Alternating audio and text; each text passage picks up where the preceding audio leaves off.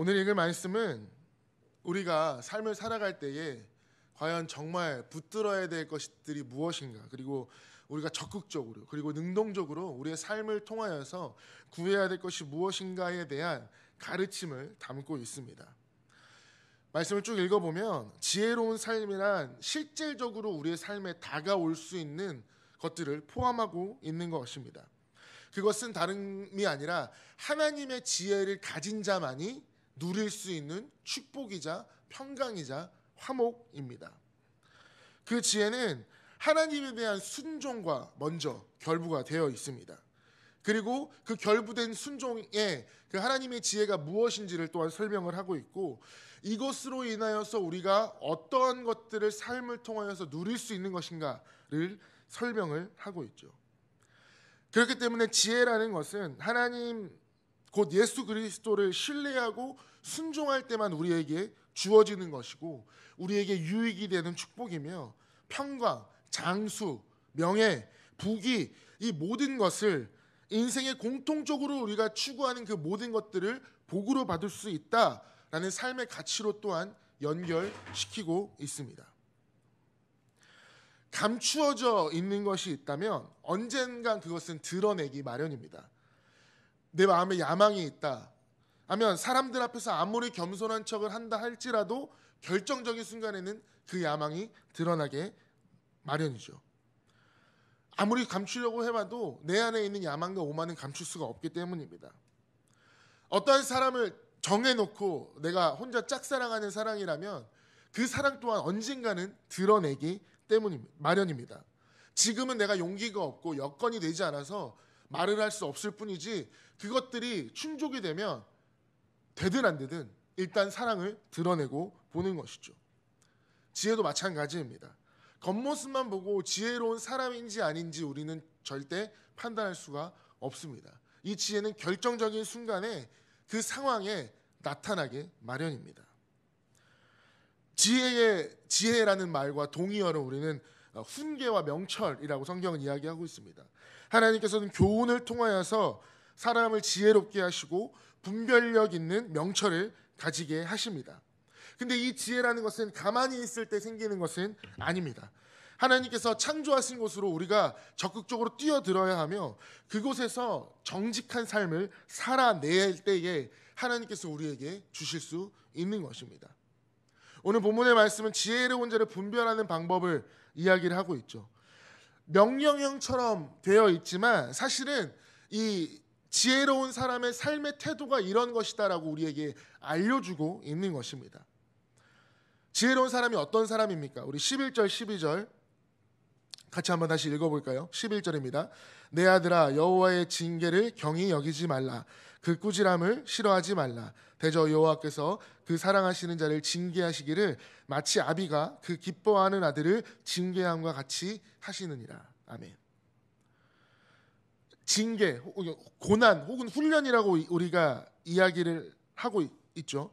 하나님께서 우리에게 주시는 이 훈련과 고난을 절대로 가볍게 여기지 말라는 것입니다. 왜냐하면 이것은 하나님께서 나를 사랑하시기 때문에 주시는 것이기 때문이죠. 나를 사랑하시기 때문에 나에게 주시는 과정이라고 생각하고 받아들여야 됩니다. 잠언에서는 지혜의 동의어를 교훈, 훈계라고 설정을 하고 있습니다.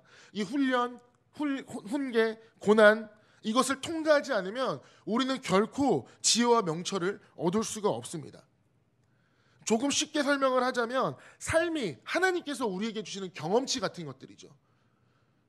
혹시 게임을 해보신 분은 아실지 모르겠지만 경험치가 쌓여야 레벨이 오르고, 레벨이 올라야 끝판왕을 깰 수가 있게 됩니다. 그 전에는 그 게임 절대 끝나지 않습니다. 내가 이 인생이라는 게임을 정말 제대로 살고 싶다, 제대로 통과해내고 싶다라고 하면 우리는 하나님께서 주시는 경험치를 통해서 우리의 삶의 질, 레벨을 업시켜야 되고, 그것이 끝에 도달했을 때 하나님께서 주시는 평강을 또한 누릴 수 있는 것입니다. 하나님께서 우리에게 주시는 그 훈련과 모든 과정을 통해서 나를 사랑하신다는 것을 적극적으로 드러내시고, 나를 사랑하여 주신다는 그 근본적인 믿음이 우리 안에 얼마든지 어느 정도 깔려야 됩니다. 그렇게 나서 우리가 하나님을 붙들 때 주시는 것들이 지혜이죠. 그리고 고난을 통해서 주님께서 우리에게 주시는 것을 경험하면서 우리는 분명히 그 지혜들을 누리게 될 것입니다. 그리고 그 모든 것들이 나중에 선물이 되어서 우리의 인생을 분명히 복되고 값지고 아름답게 할 것을 믿습니다. 우리가 오늘 본문에 읽지는 않았지만 3장 1절에 보시면 가르침은 계명을 마음속에 간직하라라고 이야기를 하고 있습니다.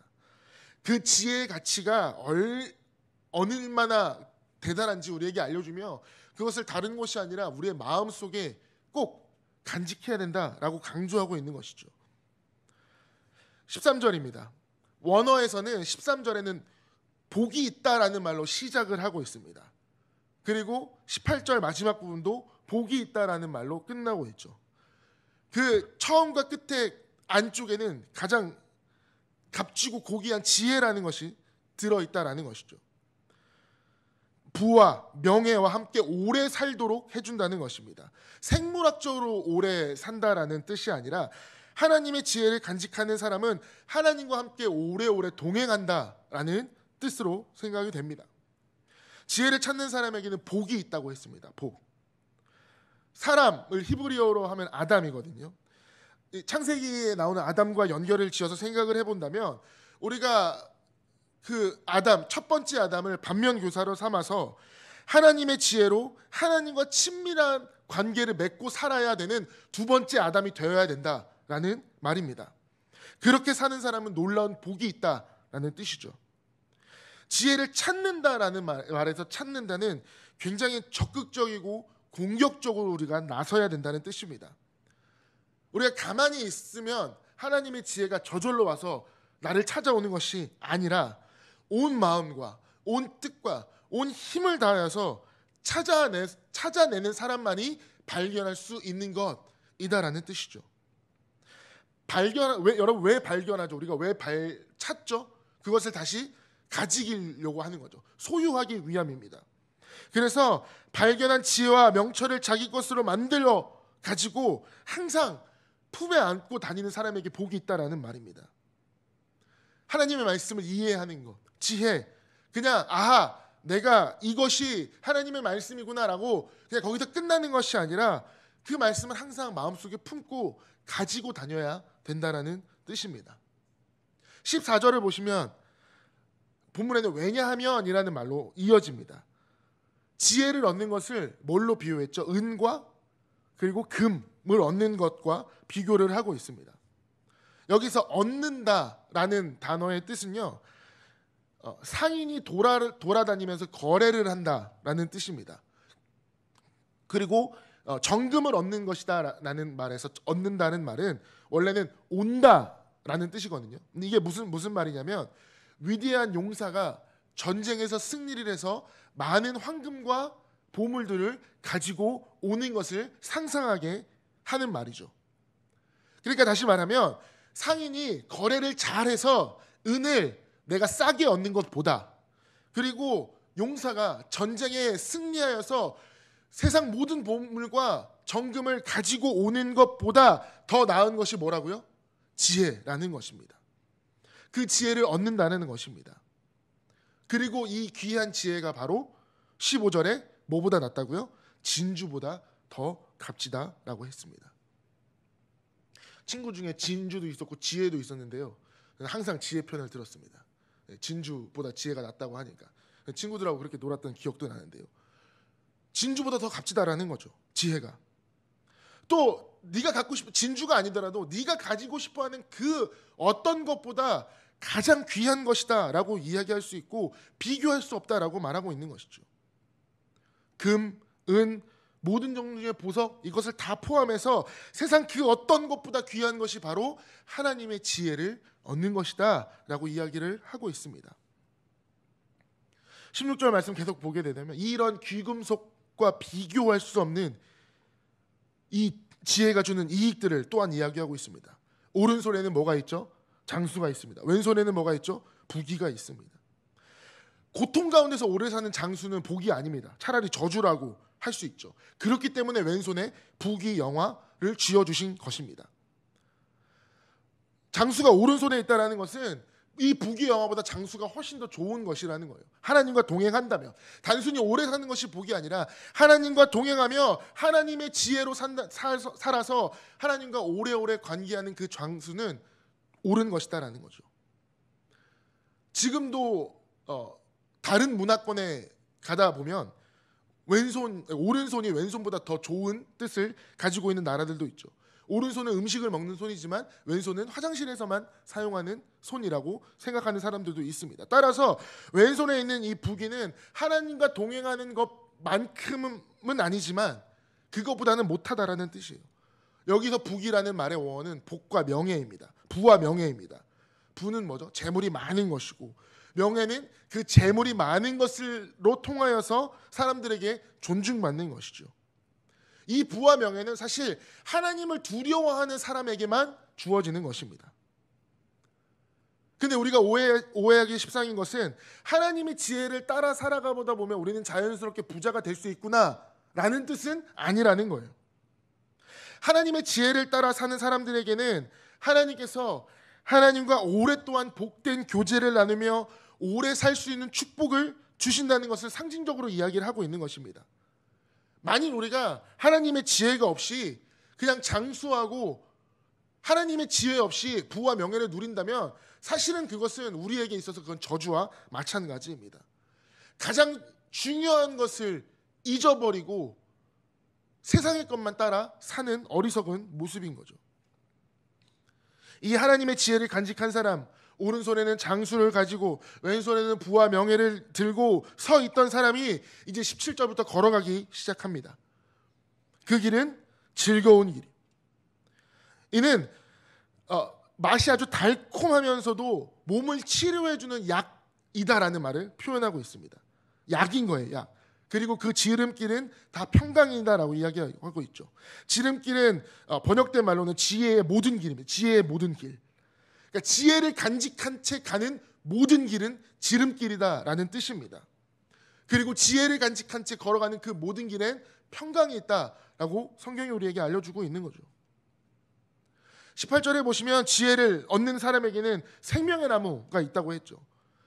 17절에 치료하는 약에서 한 걸음 더 나아간 것입니다. 지혜가 있으면 우리의 모든 것들을 치료해 줄 수 있는 약이 될 뿐만 아니라 생명나무, 영생을 이야기하고 있습니다. 생명나무를 붙든다는 말은 끌어안는다라는 말입니다. 하나님의 지혜를 여인으로, 사람으로 비유하고 있기 때문에 사랑하는 여인, 사랑하는 사람을 끌어안듯이 그렇게 생명나무를 끌어안는 사람이 복이 있다라는 뜻이죠. 17절과 연결해서 생각해보면 이 사랑하는 사람을 끌어안는 것은 달콤하면서도 치유가 되고 위로가 됩니다. 이 사랑하는 사람을 끌어안고 있으면 우리 안에 평화가 흘러넘치죠. 이 사랑하는 사람을 끌어안는 것은 또한 우리가 영원히 살 수 있는 길이라는 것입니다. 여러분, 이렇게 끌어안을 사람이 있으십니까? 집에? 쳐다도 보기 싫으신가요? 내가 그 사람을 안았을 때, 이거는 단순히 그냥 지혜라는 말에서 끝나지 않고 조금 더 적용시켜보면 우리 가족들, 내가 사랑하는 가족들을 끌어안으면 위로가 되나요? 내가 너무너무 힘들고 밖에서 정말 넘어질 것처럼 하다가 겨우겨우 집에 들어와서 사랑하는 사람을 끌어안으면 내 마음이 위로가 되나요? 끌어안으려고 다가가면 이 사람 왜 이래? 라고 밀어내나요? 내가 이 사람을 끌어안으면 평화롭습니까? 우리 가정이 평안한가요? 내가 이 사람을 끌어안으면 영원히 이 사람과 영원할 수 있을 것 같은 느낌이 드시나요? 드셔야 됩니다. 세상 사람들은 그 영원함을 다른 데서 찾죠. 뭐 미스터 트롯이라든지 뭐 요즘 아주 난리더라고요. 그 사람들을 보고 있으면 영원할 것 같아서 문자도 투표하고, 온라인 예배는 그렇게 어려워하면서 문자 투표는 또 그렇게 잘하시더라고요. 그게 아니라는 거예요. 하나님의 지혜를 끌어안는 그 사람은 위로받고 평화가 있으며 영생을 얻는 길이다. 내 옆에 있는 그 사람도 하나님이 이런 생명나무로 붙여주실 줄 믿습니다. 또한 잠언의 이 기자는 하나님의 지혜의 말씀을 통해서 생명나무를 끌어안을 수 있다라는 것을 이야기하고 있습니다. 하나님의 지혜가 바로 그 생명의 나무라는 것이죠. 그 지혜를 얻는 사람이란 지혜를 더 단단히 붙잡는 사람입니다. 지혜의 말씀은 알면 알수록, 깊어지면 깊어질수록 더 단단히 끌어안아야 되는 거죠. 이제 잠언의 기자는 그 지혜를 창조의 하나님으로 연결시켜서 이야기를 하고 있습니다. 창조주 하나님께서 그 지혜로 이 땅의 모든 기초를 놓으셨다라는 거죠. 그 명철로 하늘을 펼쳐 놓으신 것입니다. 온 우주 만물을 바로 이 지혜로 창조하신 것입니다. 20절 볼까요? 함께 읽겠습니다. 그의 지식으로 깊은 바다를 갈라지게 하셨으며 공중에서 이슬이 내리게. 아멘. 깊은 바다, 정말 깊다라는 뜻이에요. 그 땅속 깊은 곳에 땅을 가르셔서 물줄기를 터뜨렸다는 뜻입니다. 광야를 헤맬 때에 메마른 사막 바위에서 샘물이 솟게 하신 것, 깊은 곳에 바위를 갈라내서 사막의 샘물이 솟게 하신 것이 하나님의 지혜라는 것이죠. 뿐만 아니라 하나님께서는 구름에 비도 내리시는 분입니다. 이게 무슨 말이죠? 세상을 창조하시고 관리까지 하시는 하나님의 지혜를 이야기하고 있는 것입니다. 하나님께서는 하나님의 지혜를 간직하는 사람에게 복을 주십니다. 하나님께서는 바로 그 지혜로 세상을 창조하셨고, 그리고 그 창조하신 지혜로 지금도 운행하고 계시는 줄 믿습니다.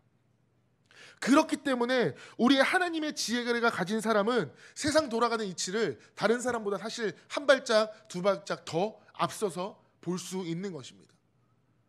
그래서 사람들을 좋은 곳으로 더 이끌어야 되는 것이 우리의 의무이지요. 이제 말씀은 아들에게 당부하며 지혜가 이런 것이다, 꼭 가져야 된다라고 이야기를 하고 있습니다. 21절에 내 아들아 라고 부르면서 이것을 어디에서요? 내 눈앞에서 떠나지 말게 하라. 13절에서부터 열심히 찾아서 간직한 이 지혜와 명철, 분별력을 다시는 잃어버리지 않도록 잘 지켜보라 라는 말입니다. 원래 지혜라는 것은 말로 전해주는 것을 우리가 귀로 듣는 것이죠.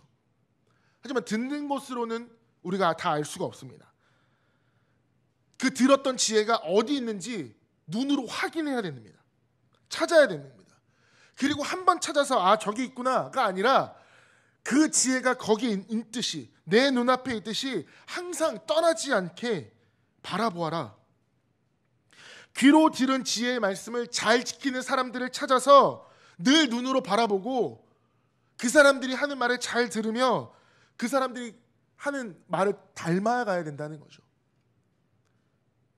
그렇게 완벽하게 하나님의 지혜를 듣고 삶으로 표현할 수 있는 분 단 한 분밖에 없습니다. 누구요? 예수님이에요. 말씀이 육신이 되신 분이기 때문입니다. 우리는 늘 예수님을 찾아야 됩니다. 또한 하나님의 지혜의 말을 들은 부모가 먼저 자식들에게 보여줘야 합니다. 또한 하나님의 지혜를 들은 스승이 있다면 그 스승들 또한 몸으로 먼저 보여줘야 합니다. 그러한 지혜와 지식을 귀로 들을 뿐만 아니라 늘 그런 사람들에게서, 부모에게서, 스승에게서, 우리 사랑하는 예수님에게서 찾아서 눈으로 확인하면서 그것이 너의 눈앞에 떠나지 않게 잘 붙들어라 라는 당부의 말씀을 하고 있는 것이죠. 우리가 그런 사람들을 바라보면 우리 안에 어떠한 마음이 일어나는 게 정상이냐면, 나도 저렇게 되고 싶다 라는 마음이 일어야지 선한 마음입니다. 그렇기 때문에 22절에 그리하면 그것이 내 영혼의 생명이 되며 라고 이야기하죠. 언어를 보면 영혼이라는 말에 욕망이라는 뜻도 같이 포함이 되어져 있습니다. 그래서 영혼이라는 말에 종종 우리가 갈망이라는 단어랑 같이 쓰여지기도 하죠. 귀로 지혜의 말씀을 듣고 눈으로 그러한 본보기를 보았다면 그 다음에는 마음속에 우리에게 욕망이 일어나야 되는데, 이 욕망은 어떤 것이냐? 사슴이 시냇물을 찾을 것 같은 그 간절함으로, 굶주린 사자가 먹이를 찾는 듯 그 간절함으로 간절히 하나님을 찾는 그 욕심이 더해야 된다는 것이죠. 그렇게 간절하게 찾는다면 하나님이 굶주려 가시던 그 영혼에게 지혜와 지식으로 인해서 다시 한번 살 수 있는 힘을 주실 줄 믿습니다. 그래서 22절 후반부에 보시면 그 사모하는 것들이 눈에 보이지 않기 때문에 그것을 눈에 볼 수 있게 어디에? 우리의 목에 항상 매어 다니라는 거죠. 우리 목에 항상 매어 다니는 것 뭐 있겠습니까? 우리 이마에 항상 붙이고 다니는 게 뭐가 있죠? 바로 말씀입니다. 우리의 목에 항상 그 말씀의 지혜를 걸고 다니게 해주신다는 거예요. 잊어버리만 하면 목에 꺼내서 보고, 잊어버리만 하면 거울을 통해서 내 이마에 새겨진 그 말씀을 보면서 그 지혜의 말씀이 내 눈앞에 바로 새겨져 있는지 항상 점검해야 된다는 것입니다. 그러면 그 아들 또한 다른 사람으로 하여금 하나님의 지혜를 가지고 살아가는 사람들로, 그 지혜가 눈앞에 떠나지 않는 사람들로 다른 사람이 또한 보여지게 되는 것이죠. 그렇게 보여지려면, 이 아름다운 장신문들을 목에 걸으려면 이제 우리는 걸어가야 됩니다. 모델이 되어서 많은 사람들이 지켜보는 가운데에 무대 한 중앙을 우리는 당당하게 걸어가야 한다는 것이죠. 23절을 보시면, 그래서 내가 내 길을 평안히 행하겠고 라고 말씀하고 있습니다. 네가 가는 그 길이 튼튼하고 안전하다라는 뜻입니다.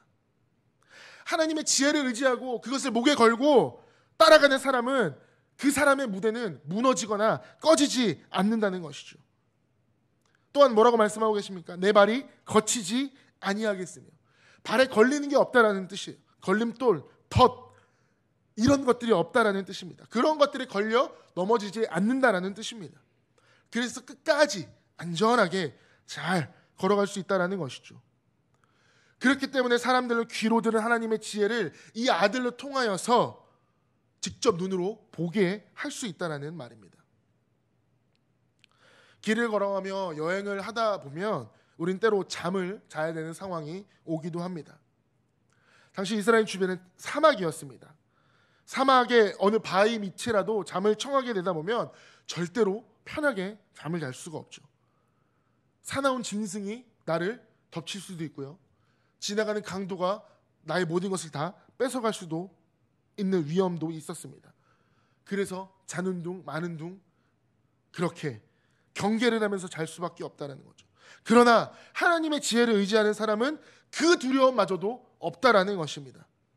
눕기만 하면 바로 단잠에 빠져들 수 있게 된다라는 거죠.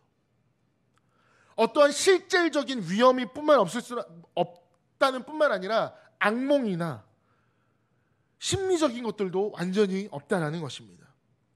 하나님의 말씀, 하나님의 지혜의 말씀을 걸어갈 때만 주시는 것이 아니라 우리가 잠잘 때도 우리를 지켜주신다는 것을 믿으시기 바랍니다. 물론 이것은 이제 걸어가는 것, 잠자는 것을 사람의 인생의 길을 비유해서 말씀하는 것이기 때문에 말씀하고 있는 것인데, 분명한 건 하나님의 지혜를 따라 걸어가는 사람들은 이렇게 안전하다라는 사실은 틀림이 없습니다. 하지만 이러한 안전함을 가지고 사는 사람에게도 25절에 두려운 모습이 나오죠. 갑작스럽게 닥치는 두려움을 보고 두려워할 필요가 없다, 우리에게 또한 안심시켜 주고 계십니다. 갑자기 닥치는 두려움이란 소식, 그것을 보거나 듣고 우리 또한 엄청난 두려움에 사로잡히게 되어주죠. 하루에 확진자가 200명, 300명 이상 늘어났다. 사실 굉장히 우리에겐 두려움으로 다가왔던 순간들이 아닐 수 없습니다. 하지만 그런 순간에도 하나님의 지혜가 있는 사람들은 그 두려움조차 없다라는 거죠. 그런 일을 보거나 듣더라도 두려워하지 말라라는 것입니다. 또 그런 악인들에게 닥치는 멸망, 그것을 보고도 두려워하지 말라라는 거죠. 넌 그거랑 전혀 아무 연관이 없다라고 말씀을 해주시는 것입니다. 마지막 심판대에 쓸 날 언젠가 있겠죠. 그날도 두려워하지 말라라는 것입니다. 마태복음 25장에 보시면 예수님 마지막 심판에 염소와 양을 따로 세우른다고 하셨습니다. 그것 또한 두려워하지 말라입니다. 26절에는 원어로 보면 왜냐하면이라는 말로 나와 있습니다. 25절에 두려워하지 말라라고 했죠. 26절에 그것을 설명해주고 있는 거예요. 왜냐하면 왜 무서워하지 않아도 되는가? 왜 두려워하지 않아도 되는가? 그것은 여호와께서 내가 의지할 만한 분이시기 때문인 거죠. 여기 의지하다, 의지할이라는 말은 신체로 표현하자면 이 옆구리에서 허벅지 안쪽까지 가리키는 말입니다. 아무런 보호막이 없는 급소 중에 급소죠. 혹시 여러분 얌전한 고양이를 등을 잘 쓰다 든다가도요, 허리 쪽에서 이 배 안쪽으로 손을 집어 넣으려고 하면 소스라치게 돌려서 깨물려고 합니다. 그런 경험 없으신가요? 아무런 보호막이 없는 급소이기 때문에 본능적으로 보호하려는, 방어하려는 그 마음이 나오려는 거죠. 근데 이 말씀은 뭐예요? 여호와께서 너의 보호막이 되어 주신다는 거죠. 너의 가장 약한 부분을 하나님께서 지켜주시겠다는 뜻입니다. 너의 발에 덫에 걸려 넘어지지 않을 뿐만 아니라 혹 네가 내 말 안 듣고 넘어진다 하더라도 나를 의지한다면 네가 다칠 일은 없을 것이다 라는 거죠. 약한 부분을 막아주시고 걸려 넘어지거나 빠지지 않도록 지켜주시는 우리 하나님이십니다. 말씀을 마치겠습니다. 하나님의 지혜는 우리가 모든 최선의 노력을 다해 보다 적극적으로 찾아 나서야 되는 것입니다. 왜냐하면 하나님의 지혜는 세상의 그 어떤 값진 보물보다 귀하기 때문입니다. 그리고 그런 값진 지혜와 함께 사는 삶은 가장 귀하고 복된 삶이다라고 하나님께서 말씀하고 계십니다. 그렇기 때문에 그런 삶은 고통스러운 삶이 아닙니다. 달고 우리를 치유하고 우리에게 평안을 주며 단단히 붙들고만 있으면 우리가 영원히 살 수 있는 힘을 주는 그것이 바로 하나님의 지혜입니다. 이런 지혜를 우리가 어디서 찾을 수 있습니까? 먼저 아는 사람을 통해서 들어야 합니다. 부모는 자녀들에게 하나님의 지혜를 들려줄 뿐만 아니라 몸으로 보여줘야 합니다. 먼저 믿고 먼저 이 지혜를 아는 사람이 있다면 다른 성도, 다른 형제 자매들에게 하나님의 지혜를 들려줄 뿐만 아니라 몸으로 실천해 보여줘야 되는 거죠. 그래서 하나님의 지혜를 찾아 나는 사람에게, 하나님의 말씀을 들으려고 하는 사람에게 보여줘야 되고, 그리고 그 사람으로 하여금 나도 저렇게 하나님의 지혜를 따라 살고 싶다라는 그 선한 욕망을 불러일으켜야 된다는 겁니다. 얼마나 간절하게 찾아야 됩니까? 사망에서 길을 잃고 방황하는 사람이 목이 말라서 혀가 갈라지도록 목이 마를 때까지 우리는 그렇게 찾아 나가야 합니다. 하나님의 지혜는 그렇게 쉽게 찾는 것이 아니기 때문입니다. 하나님의 지혜를 전하는 자들도 마찬가지입니다. 그 목마른 사람에게 물 한 모금을 내어주듯이 그렇게 우리에게 가진 모든 것을 다 하나님의 지혜를 내어줄 수 있는 사람이 되어야 합니다. 그리고 그 물을 받아 나의 것으로 완전하게 만들기 위해서는 목 이상으로 넘겨 내 몸에 흡수가 되도록, 이것이 단순히 내 손에 있는 어떤 병에 들어있는 물이 아니라 이것을 마시고 넘겨 나의 몸의 일부가 되듯이 그렇게 자연스럽게 하나님의 지혜를 우리는 찾아야 됩니다. 그렇게 되면 우리는 바로 그 지혜의 모델이 될 수 있습니다. 그렇게 모델이 되어서 하나님의 길을 걸어갈 때에 그 길에는 평안하고 덫과 걸림돌이 없으며 하나님께서 우리의 가장 약한 부분까지 보호해 주시는 우리의 복된 인생이 될 줄 믿습니다. 그렇게 우리의 삶이 하나님의 지혜를 온전하게 받아들여 그렇게 모델로서 살아가는 삶이 되시기를 주님의 이름으로 축원합니다.